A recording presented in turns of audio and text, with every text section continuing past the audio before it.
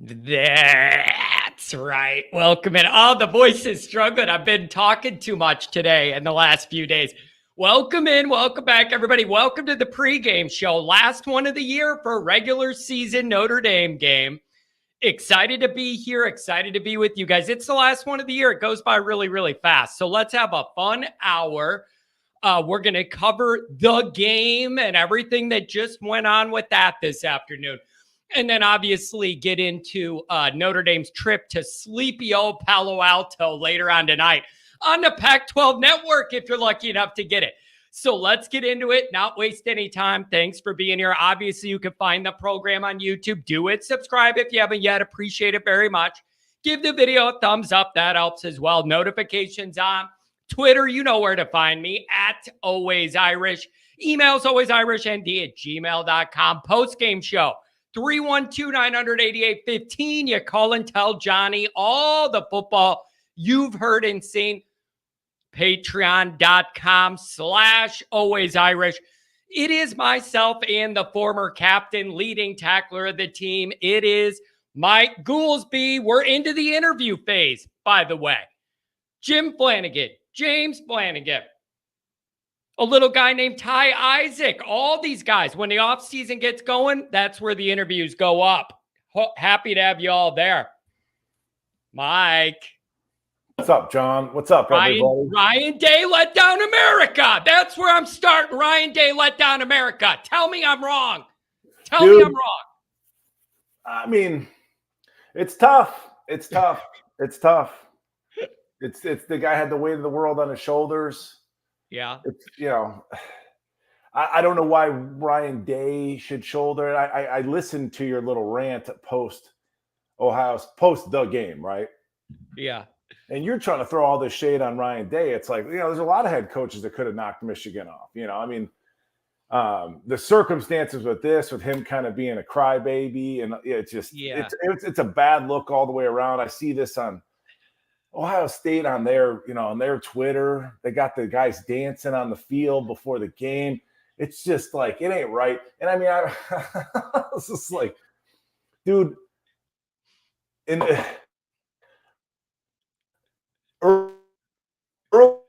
earlier today, my high school alma mater, Joliet Catholic, it's that kind of day. Are we back? Yeah, I lost you're cut out, but you look like a my zombie. alma mater goes to their 20th state championship. I see you now. All right, we're good. I'm trying to say, earlier today, right before the kickoff of the game, my high school alma mater goes to their 20th state championship. They lose.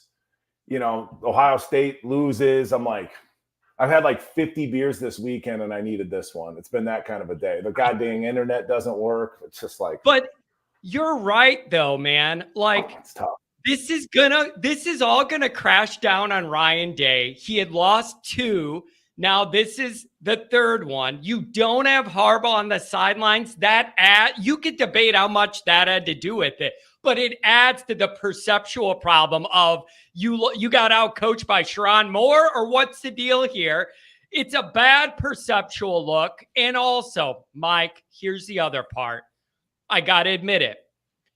I'm having flashbacks through this game of our game with them. And every time the announcers say, oh, Kyle McCord makes all the plays against Notre Dame in the big moment, it's just all afternoon they kept mentioning it, and it kept making me remember it, twisting that knife.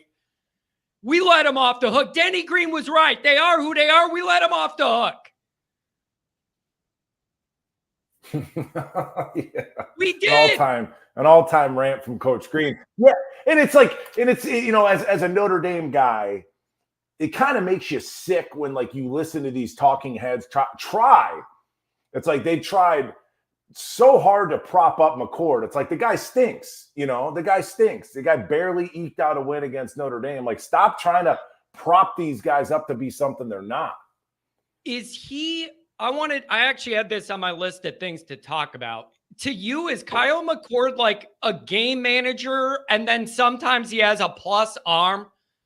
Is there much more there? He's not like lighting it up to me. What is Kyle McCord to you? Game manager plus or what? Yeah, well, yes. Sure, John. Sure. Who gives a shit? But yeah, he's a game manager with a plus arm. You know, he had I give a shit. I give a shit because we made him a hero at Notre Dame Stadium, a 15-play drive to win the game with everybody watching. So I care, kind of, because it makes me mad. There's one drop pick. There's one drop pick from a sixth-year senior mixed in there too, John. Don't forget. Oh, I didn't forget. And how did Michigan how did Michigan ice this game, intercepting McCord over the middle of the field? It just all circles back. It's just the more football, and God, how much football have I watched this weekend? It's unbelievable. I even watched Rudy last night because I just got this bad feeling about the season. I'm just like, my girlfriend's mom's in town. My girlfriend had never seen the film. I'm like, let's, the holidays, let's turn on Rudy. It was nice. It was a nice escape from the reality that is 2023 Notre Dame. Yeah. But yeah, the more football you watch, and this holds true for Notre Dame moving forward as we start over in 2024 at the quarterback position. You need somebody special back there. And McCord isn't special enough in these big game environments. He's just not that guy. And then, again, as an ex-player, like, to me, when I look at a quarterback's face, like their facial expression, it's kind of like similar to a head coach on a sideline. It tells me a lot.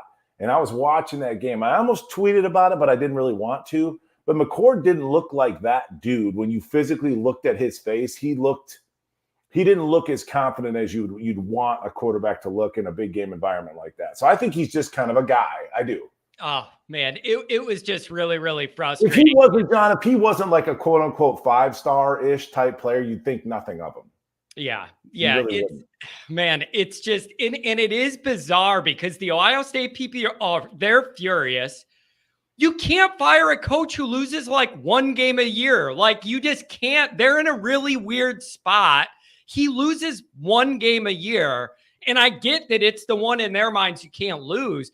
But where do you go from there other than like, we'll get him next year? Like, I don't know. But that's easy for us to say, right? I mean, we die to be in Ryan Day's position, right? We kill to be in Ohio State shoes. Yeah. But when you look at what Ryan Day inherited, and I mean that matters. Yeah. And then like I just don't find Ryan Day to be a very endearing person. We had Ty Isaac on the Patreon who was there when Harbaugh, they got into Michigan basically at the same time.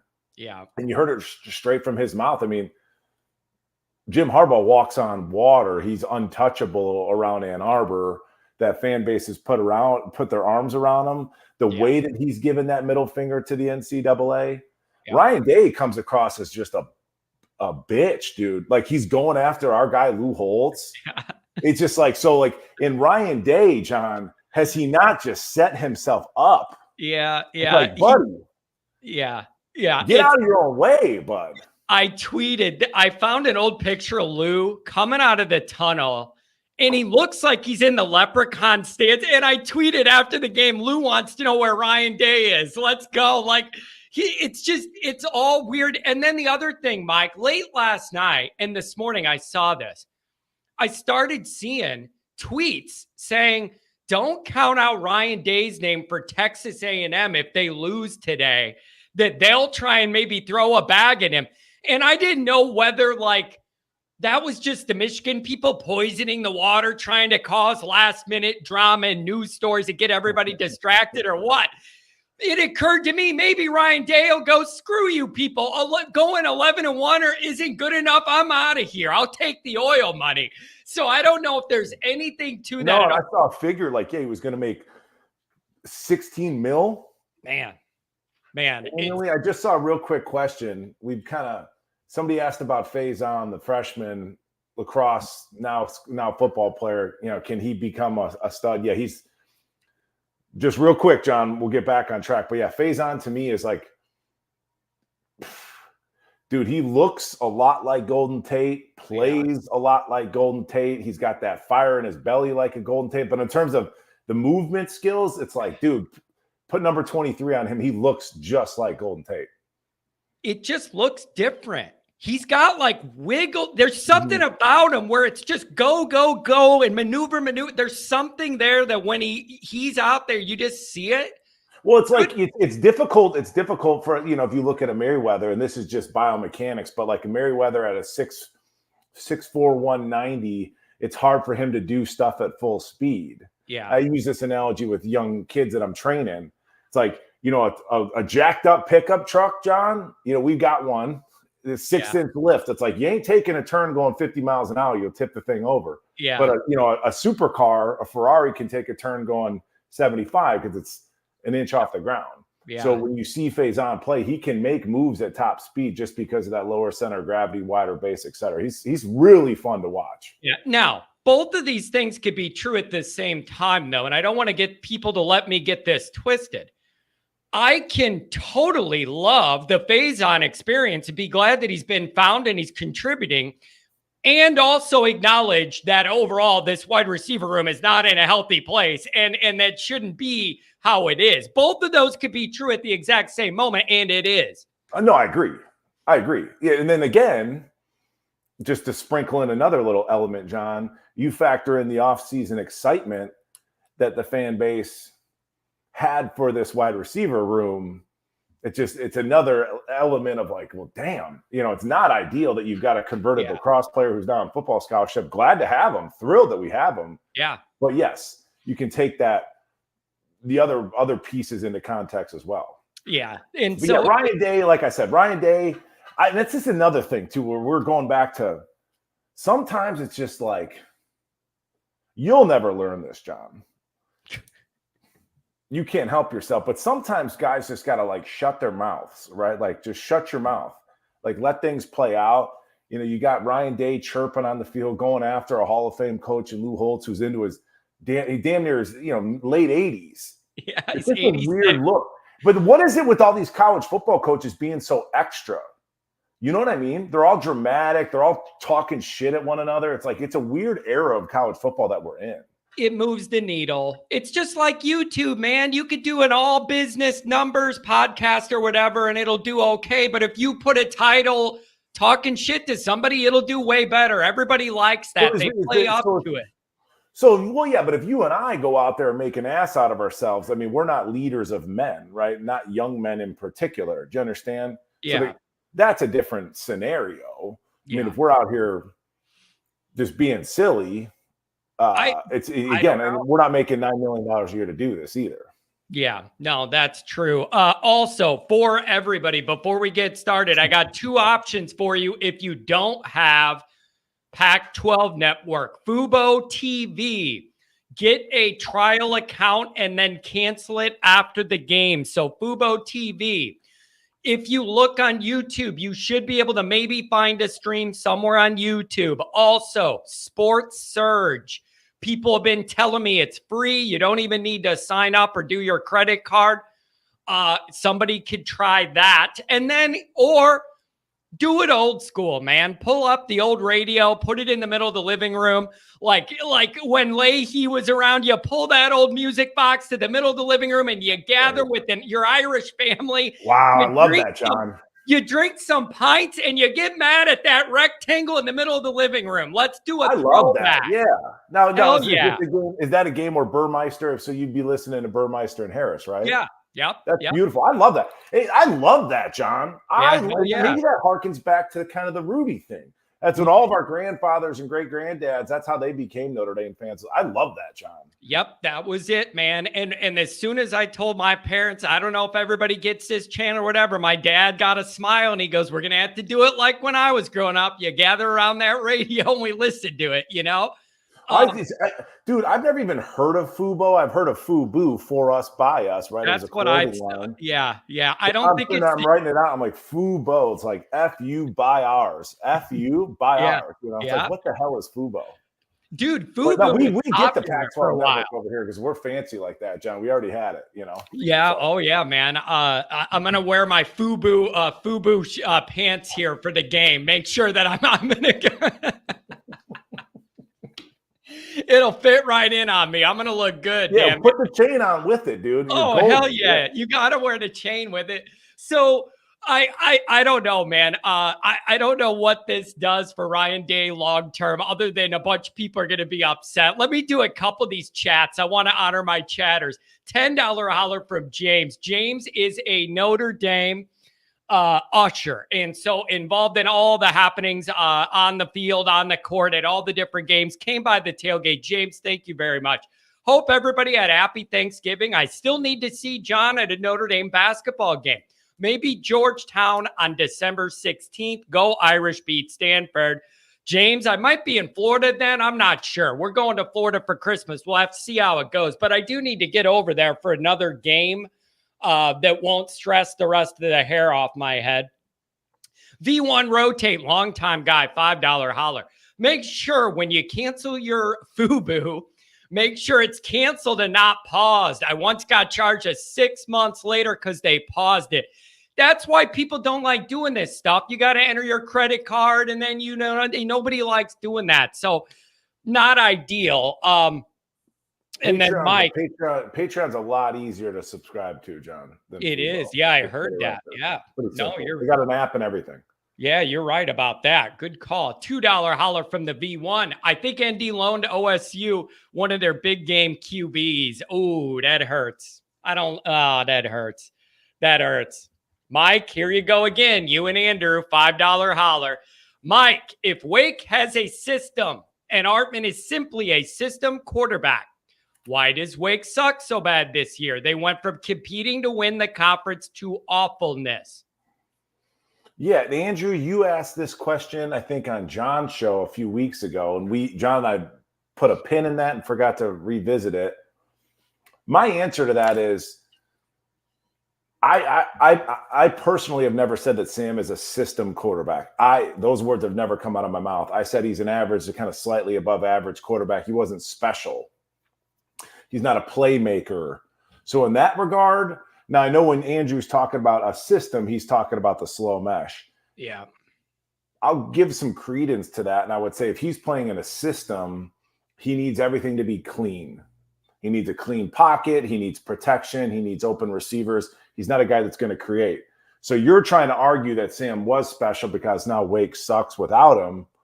I guess there's some merit to that. And my response would just be like, Sam plays good against shitty teams, you know? So yeah. It's like when you've seen Sam at Notre Dame, granted in a different system, and Coach Freeman said a couple weeks ago, you know, he's still learning. He's 6 years into this, but he's still, you know, being bottle fed. He's still learning. Sam has made his name against bad defenses. Yeah. That'd be my counter argument. Yes, he meant something to Wake Forest, but Wake Forest kind of just plays a garbage schedule. Like, you know, in the real game, he got Wake Forest to top 10 last year. They played Clemson. He had 6 turnovers. You know, I mean, where he's at in, you know, given this season, he's played below average to average against real competition. So that's just my counter to that. Mike, I had a chat before I went live. I was setting things up, and people can still put messages in before we're live. One of them asked, they said, Louisville, yeah. Not Clemson. He played well against Clemson, still lost the game. 6 turnovers against Louisville. By the way, I believe Louisville lost today, by the way. If that, just throwing that out there, I think I saw that they played bad and lost. It would have been Kentucky, right? The rivalry game, Louisville, Kentucky. I think they bit the dust. Somebody asked before I went live, they said, if we're going to run with Hartman tonight in game 12 against a bad team, and we're going to push Hartman, should you take that the wrong way? Like you're just trying to get through this year and you're not advancing the future, or what do we think? What do you want to talk? Dig more. What do you mean? What do you mean? People don't want Hartman to play. They want to see the younger guys. They're over this year. We have 3 losses and people are over it. And this sleepy old game at Stanford with nobody there on a channel, no one's excited about. It would make people feel better to see the future, not see the end of the present that's already dead. That's where I think people are coming from. It's difficult to disagree with, but Hartman's already come out. and said, we got 2 more games, meaning Stanford in the bowl game. Yeah. So that's what's it's a really interesting quandary to be in, because it's like, I look at it like if Sam doesn't play in the bowl game, it's like he scammed us, dude. He made $2 million and then he's like, see ya. It went up from 1 to 2. Where'd that extra million? He's somewhere in the middle, John. He's somewhere in the middle, right? He's somewhere in the middle. If you could get it. He's somewhere in the middle. So then it's like, you look at it, you'd be like, well, he scammed us, because he basically, we're the same team as we were last year. There's no real market improvement on the offensive side of the ball. And then he gets to dip out and go train in California, Arizona, Florida, whatever, for the NFL. Yeah. So like on one hand, that would bug me. And on the other hand, you'd be like it. Okay, we get to see Angeli. And this is the other thing. Let's not us, please, folks. Please, please, please, I beg you, do not go too far down the Angeli road. So if you want Angeli, you have to fight that nature to be like, I want Angeli as much as I want Minchie. I don't think that Angeli has done enough to be like, he's the guy. I just don't. Yeah. So if you want Angeli, you want to see a competition, you want Minchie. This guy, I think that Minchie is probably a little bit more talented overall than I think Angeli is. I think a lot of people do like what they've seen from Angeli, but again, I ask, he's made some really, really good throws. And what I like most about him is he's very poised back there. He never looks panicked. He always looks under control, and I appreciate that. However, you can love what you've seen and love those throws, but he's playing against he's playing in garbage time. What are you mad at now? I didn't even say anything. What are you mad at now? I didn't even do anything. Going back to the last Patreon, you're like, give us a gosh darn break. I'm not going to use the expletive. Be like, give us an effing break. The fan base is starved for quality quarterback play, right? Yes. Starved. And then you come at me and be like, well, Angeli looks good because he's poised. It's like, give me a quarterback that has some physical talent, as opposed to yet another quarterback with these intangible feel-good traits. I'm tired of it. Well, don't be mad at me. Be mad at the guys we have then. It isn't my fault. I'm just saying you raise your bar, dude. Raise your bar in terms of what you want. You want a confident quarterback that's got leadership and he's calm in the pocket. It's like, no, give me an athlete with a cannon arm. Give me a Deuce Knight.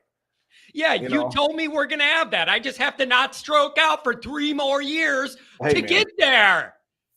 So that's if the qualifier for our next quarterback is calm demeanor, yada yada yada. I'm gonna puke. You almost let that one slip. Listen. But you're gonna see Sam play the next 2 games. And again, folks, like, you've got a first-time head coach, you got a first-time offensive coordinator. I think Sam was brought in to offset some of that inexperience with his experience. Yeah. I think that's pretty true. I mean, I think that's almost inarguable. And the coaching staff is very conservative. They get that pucker factor in these big games. So it's just like, they're trying to get out of here with 10 wins, and who could blame them? Yeah, and we'll sort it out next year. That was always the plan. We'll sort it out next year. We got Sam for 1 year. Yeah, I just think, is there a scenario where, I guess they already said Hartman's going to play in the bowl game too. I was going to ask, is there any scenario where they just go, buddy, it's over. Now we got to have the young guys play, but I guess not. It's going to be Hartman no matter what then. Well, John, how many of these fans that are calling for Angeli, calling for Minchie, and every time I say Angeli, I'm going to try and mention Minchie. I really am, to force that issue.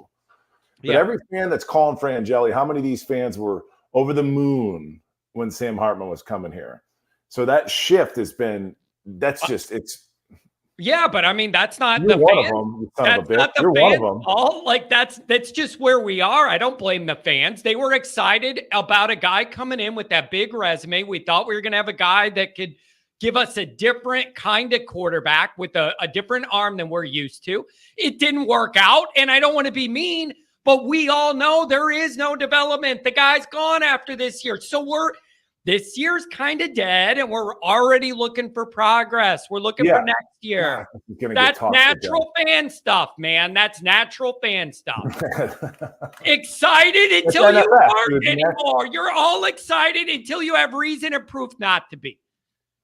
That's just how it goes. And it's I got my t-shirt idea list. I'm putting that one down. Natural fan stuff. It's NFS, dude. It's just natural fan stuff. I like that. That's a good one. And the wine and cheese with the big X out on it. Yeah. So what are we talking about? I mean, Hartman's going to play.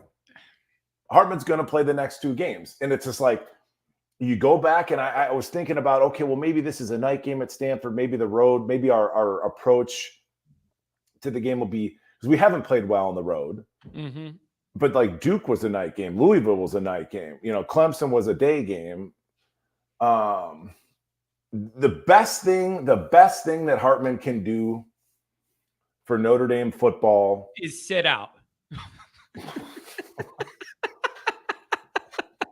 Sit out so that the other guys can play that are going to be here on a team whose season isn't already screwed. There, I answered it. I would settle, save for sitting out. I would settle for, let's not go 3 and out on the first possession like we did against Wake. You know what I mean? So the best thing that we can do is like hit the ground running. Let's get some points on the board. And then we can just, we'll just, Angeli will be out there playing in the third quarter. But let's keep the cameras on Sam. Let's keep the cameras on Sam, dude. Let's keep doing that. Yeah. It's like, So that's all I could ask for is like, it's been a rough day of football over here. It's like hit the gosh darn ground running. Yeah. Put some points on the board. And then that's the other thing. The other takeaway is trying to come up with talking points this season gone the way it has. There's been a couple great players on this team. Great players, historically great players. Joe Alt, Audric Estime. Yeah. So, and I just want fans to understand, this is in Thanksgiving season. Like, this is going to be the last time you see Joe Alt play, and this is probably going to be the last time you see Audric play. Yeah. They're more than likely going to sit out the bowl game and go train, etc. Audric can shave a 10th off of his 40 in training, make some money. But that's a takeaway for me, is just to be like, appreciate that. Joe Alt's been a great player. Audric's been a great player, fan favorite. This will probably be the last time you see them in an Irish game. Yep. And you know what else too, though? There's frustration with that. Like when I was doing some research. Talking to you, dude, there's frustration with everything, man. If Notre Dame, no. If Notre Dame would just operate like a good high-level normal program, maybe I wouldn't stroke out every week. But they don't. But the frustration is you have these good high-end players. You also have a defense that played well enough to win all of the games on your schedule this year. And now we're at the end of it. And the frustration is you weren't able to take advantage of that stuff and parlay it into a postseason that everybody's going to love. That's frustrating as all hell when you waste a defense that is statistically going to win you every game or keep you in every game. And fans still defend Hartman. Why? Because he was a good ambassador for the school. It's like, you can't talk about Sam's play at the quarterback position because he was, a leader and the fans loved him and he loves Notre Dame. It's like, again, to you and I have said this before, you pay me $1 million, pay me $500,000. Yeah. I mean, I'll be a good boy. Yeah. I'll be the best. Twitter has been really heavy on the Hartman love. I am surprised, man. People, that girl had a sign in the crowd, "We'll love you forever, Sammy." Like, I mean, it's like the looks? Is it the looks? Does the looks buy him a longer rope? It doesn't matter to me what you look like if you're winning, but is that what it is here or what? Well, yeah, that's absolutely a factor. I mean, his whole aura, he has appeal. There's no doubt, but it's like, can we not separate the appeal and the charisma and the charm? It's in a word, it's charm. Yeah. So he's charming and he's incredibly likable for sure, dude. There's women that are crushing on the guy. There's men that are crushing on the guy, but we can separate the charm from the play. I was He wasn't brought here to the be guy. charming. I wanted to crush on the guy all summer in the first 4 games. You did. I wanted to give it a chance, see if this could blossom. And it just. But the defense of the, because again, it's like, no, I'm not, nobody's criticizing the man. Yeah. Where I'm criticizing the play, but even criticizing the play, you're met with, well, he's a great ambassador for the school. It's like, those are, but you're like, well, yeah, but he got paid $1 million to be a PR guy for the school. Yeah. So it's been, I don't understand it. We all wish it would have went better. You know, I probably saw it coming, but I'm just so tired of talking about Sam Hartman. Yeah. Yeah. And it does a disservice to all the other kids that have busted their asses for 3, 4, 5, 6 years. Another talking point I wanted to get into, John, speaking of Twitter,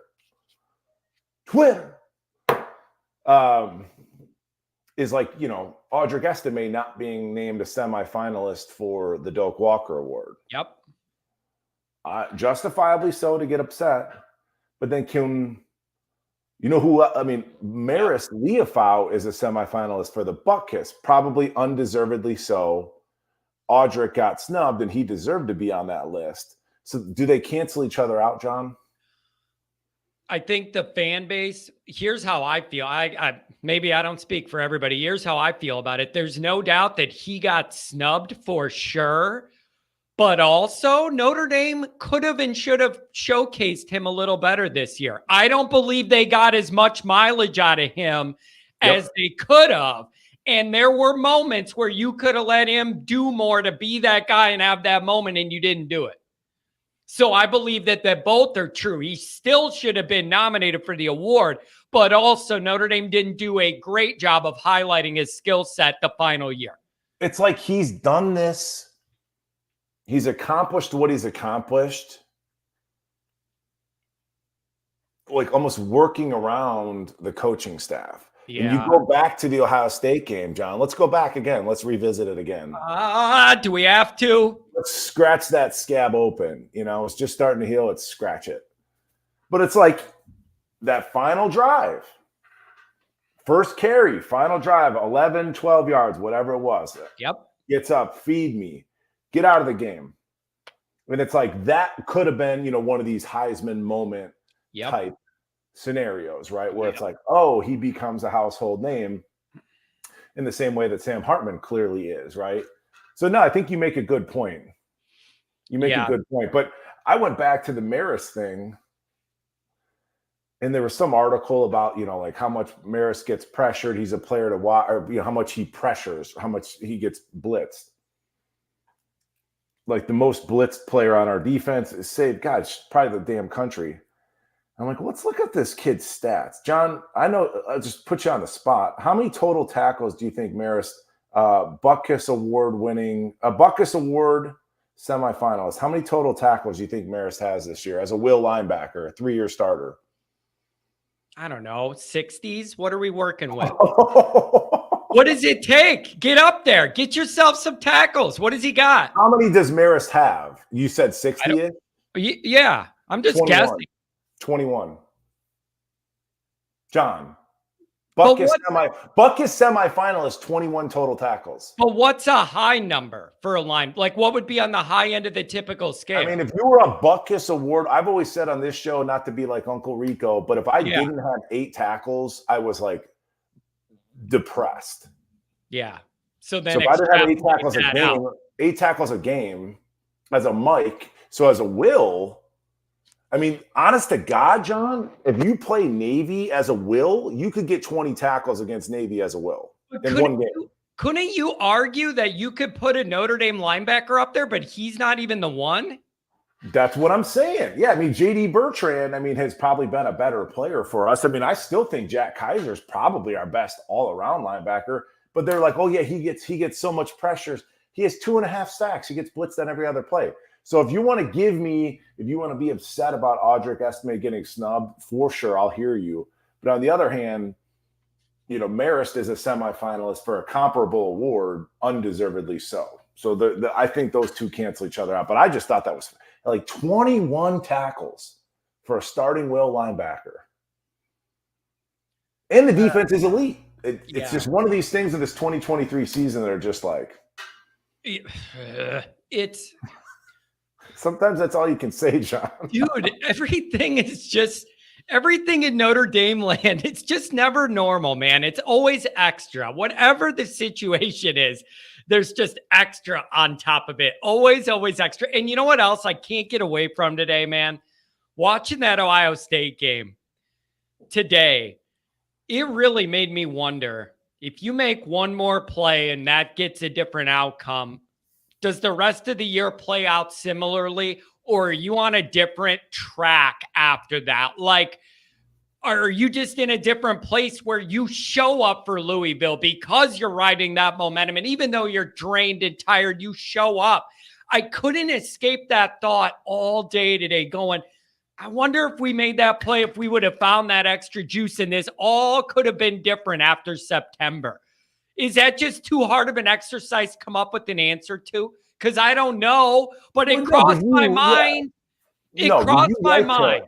You like to torture yourself. I mean, anytime you do that what if scenario, it could be mentally exhausting. But I go back to answer your question. If you want to try and solve that riddle, John, had we beat Ohio State, might we have taken a different approach to Louisville?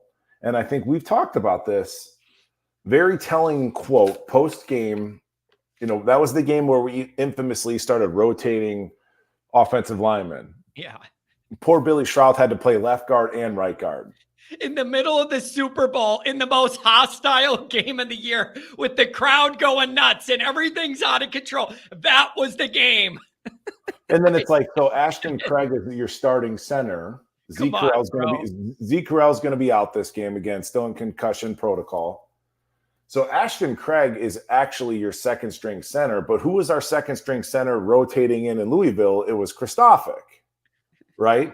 Man. So I'm trying to get to your point, John. We went into that game. Joe Alt said post-game press conference they had planned on rotating all week. So we took a win against Louisville for granted. We're rotating these guys regardless of the game, the course of the game. So I think had we beat the Buckeyes, wouldn't that just make the coaching staff that much more confident going into Louisville? Where do you get off going into a hostile environment against an undefeated team, no matter what you think about it, at night at their place? They're riding a bunch of momentum and they're flying high. What part of that makes you think that's the week you could empty the bench and start messing with things? Why would that enter your mind? We had that game circled all summer. Trappiest trap ever, Louisville. You couldn't take anything for granted in that game. Come on. I mean, this is you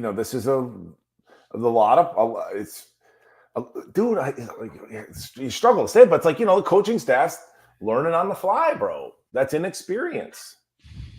I've told you this before, especially when we had Ty on. I think sometimes fans give coaches too much credit. To err is human, John. Yeah.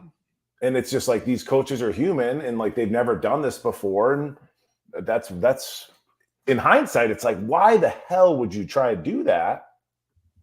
And that's the whole approach. So then that teaches your team, okay, we're going to rotate some guys this week. So then your team, we've talked about this, John, they automatically throttle back going into that game. They're and they trust their coaches. Okay, if they think we can rotate, we're going to plan to rotate. We can throttle back during the week of prep, and then you get punched in the mouth. Now wait. Does that automatically mean that? Or what if the team said they're rotating guys because our guys aren't getting enough push and we're all on it? Couldn't it go the other way where you're like, maybe this is because those guys in there aren't good enough? Not that we're taking it for granted, but we're not getting good enough push because we got bullied against Duke. Couldn't you take it that way?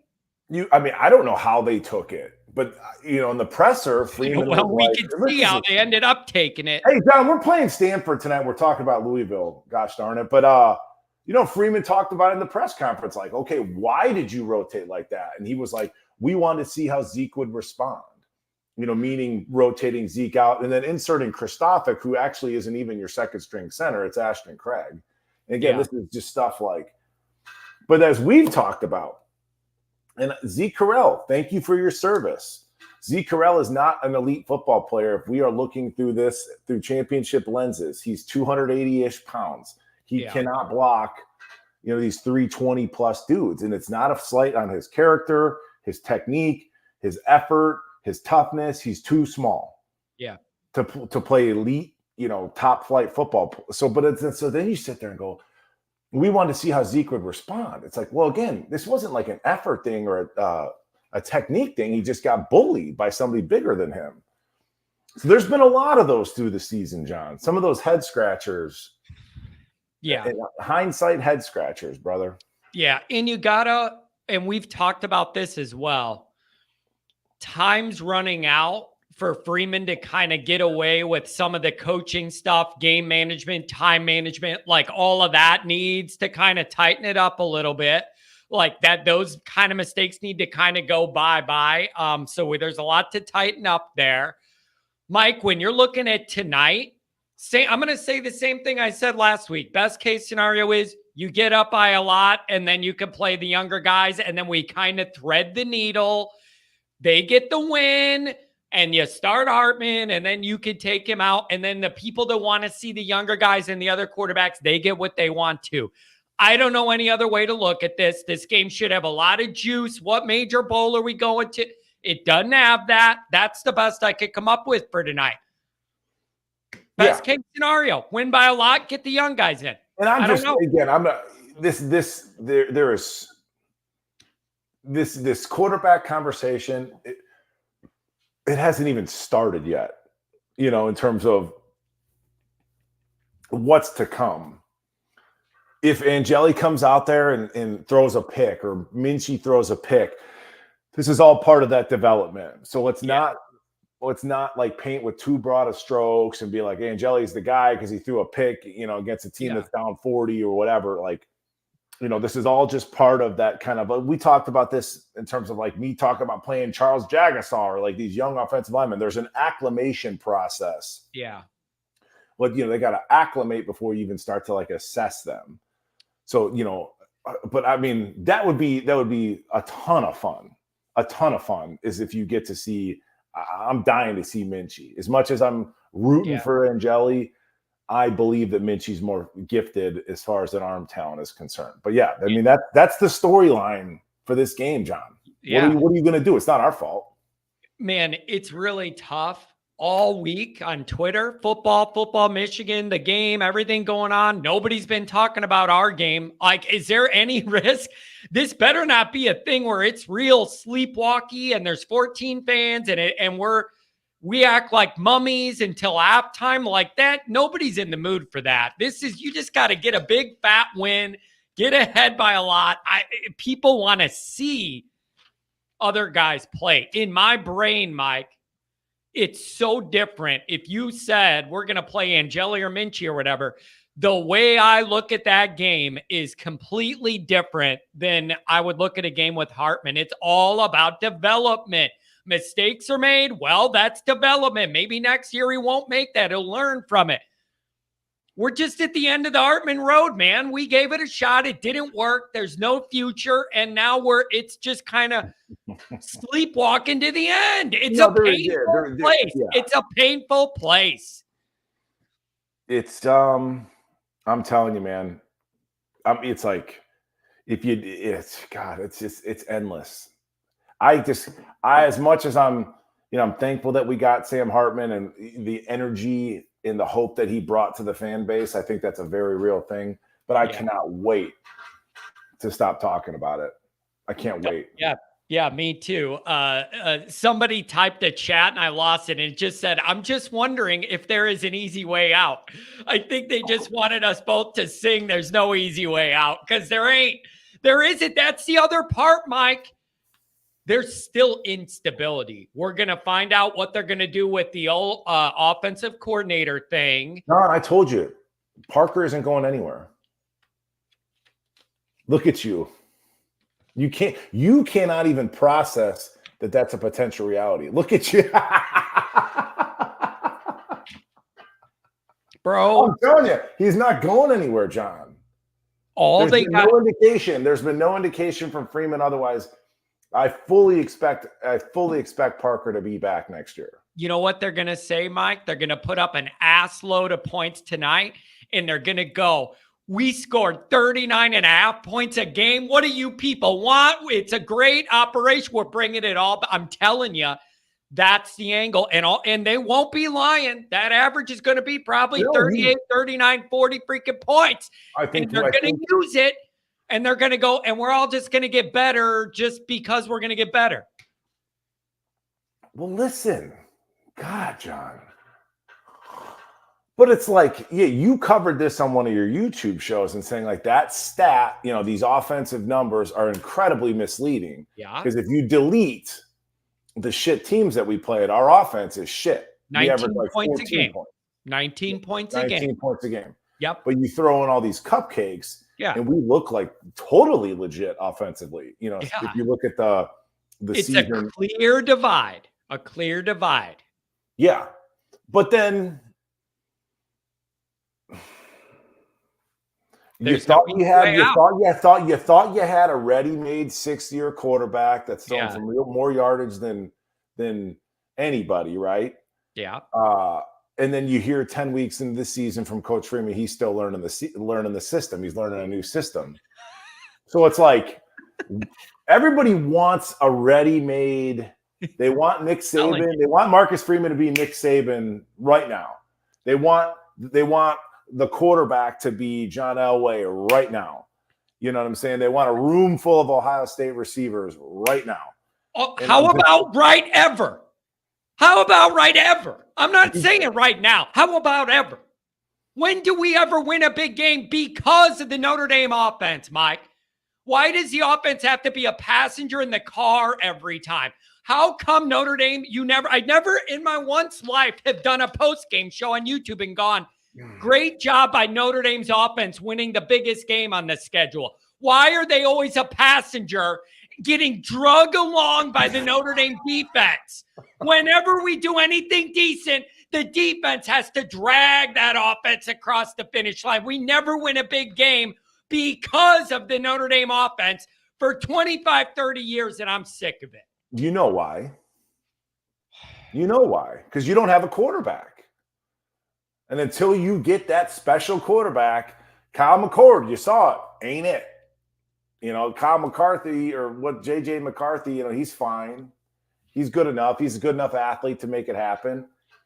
Until you get that guy, a special player. Yeah. I'm just telling you. Yeah. And it's like, okay, you got 12 years under Kelly. He had no interest in recruiting a special, unique talent at the quarterback position. He just wanted the right kind of guy. Yeah. He wanted, high 3 stars aren't going to cause him any grief. There's not going to be any ego to accompany the player, blah, blah, blah, blah, blah. So you might have that kid in Minchie. You might have that kid in Carr, although I've cooled a little bit on Carr. But then Deuce Knight, dude, I'm telling you, Deuce Knight is one of those people that God touched. I'm just telling you, he is a special talent. Yeah. He's going to take time to develop, John. I know you don't want to hear that. Give him a couple, 2-3 years to develop, but once that kid hits that's why you've always got a really solid defense. You have fun special teams, and the offense is just, slogging through the mud. It's because you don't have a quarterback. You don't have somebody special.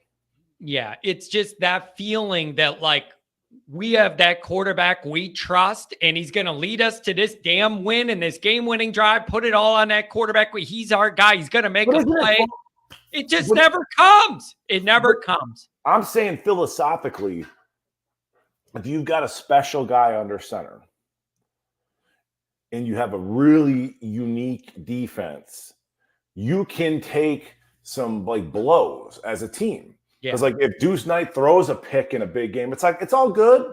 You're going to make some plays and we'll get the ball back. We got a great defense. So it's no.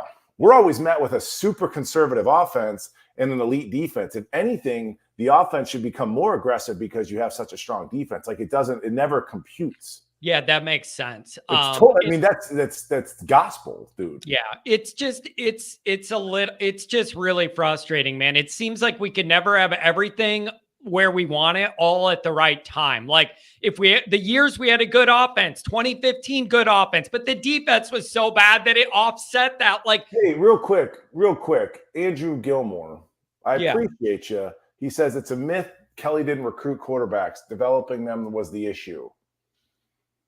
How say you? I'm listening. Because what's the word? Vehemently disagree there in terms of a lot of Kelly as a recruit. And I've been involved with this stuff, Andrew, in terms of like recruiting pieces and some of these kids, whatever. What were the really high-ranked quarterbacks that he got? Like he's saying Wimbush, Kaiser, Keel. But all three of those guys were high ranked, but they were also that kind of guy, the right kind of guy. He wouldn't go into Mississippi to pull out a Deuce Knight like a Marcus Freeman has. They're different archetypes. Yes, John? Yeah. Man. You feel me on that? I do, but you got to understand the kicking it down. And again, I hate this. Andrew Gilmore pulls out one. Wimbush was a huge recruit. It's like, okay, well, he's an outlier. You know what I'm saying? I'm talking about, like, you can't use one kid over the course of 12 years to try and prove a narrative. I'm saying Brian Kelly liked 3-star type like recruits that didn't have these posses, didn't have these camps, come from good families, whatever, the ego piece. Yeah, Kelly didn't want a 5-star and all of the ancillary things that come with it. Yeah. Man, I just it's really frustrating, and it just seems to be a situation where it just never all times up. I'm waiting for it all to time up, where you have that quarterback, you have an elite defense in the top 10 or 12. You got a couple guys on the outside to throw it to, stretch the field a little bit. It's just really frustrating, man. And the kicking it down the road is just our go-to, because it's all you can do is go, maybe next year, wait till this recruit, wait till this quarterback. We're always waiting. And my hair's getting more gray by the year. I'm sick of waiting. It's okay, man. It's not okay if I want to win something before I'm dead. Well, I mean, you're getting close. I think between a Kenny Minchie and a Carr and a Deuce Knight. Yeah. I mean, I like our odds, dude. And higher level there that you're pulling. They're different. They're just different dudes. They're just different dudes. And I mean, and we're going to get into on the Patreon, we're going to do, because signing day is coming up here. We'll do a breakdown of the 2024 class. But I mean, there's definitely signs of improvement. The only reason that this season was kind of labeled a bust was because of the hope that Sam Hartman inspired. But we're going into Stanford. We got 7 minutes or so till kickoff. John, I just want to see us hit the ground running. Yeah. So it's like we can get Hartman on the field, give him his camera time, and then let's move on to an Angeli / Minchie. Yeah. Please. Yeah. And then, the younger guys, let's see. Jalen Sneed looked great in mop-up duty against Wake Forest. Ton of young defensive linemen. Yeah. I mean, that's Sam's job here, is to get us ahead early.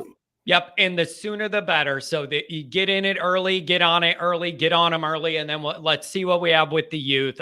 This was fun, everybody. I appreciate everybody jumping in here, chiming in. Last one of the year. I mean, we'll do some for the bowl game, but this regular routine, this will be the last one. Anything else? What you got, Mike? Well, I'm just reading some of these comments, and maybe it's me, but like, you never understand how people are going to interpret things. Mm-hmm. But somebody said Deuce overrated ? Exclamation point. It's like, no. Did I say? I don't think I said that. No, Deuce isn't overrated. I think Deuce could be the guy you've been looking for. Oh my God, dude. I mean, he's going to take, is he going to take time to develop? Sure. Does that mean he's overrated? I hope not. Yeah. But you mean that raw ceiling with him is way higher. I'm talking about a guy that's 6'6", that runs 4.4, 4.5, that can Oh, he's left-handed, by the way. Yeah. Can just flick it, then throw it 65 yards. And I'm just telling you, if the play breaks down, because like, how many times did you see these rushers, pass rushers, guys? In modern day football, pass rushers are better than offensive linemen. It's just the way of things. They are better in terms of, so you need your equalizer is a quarterback that can move around.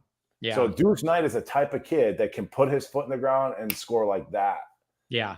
And then it's like, oh, receivers aren't open, John. The receivers aren't open. It's like, move and let those receivers get open. Yep.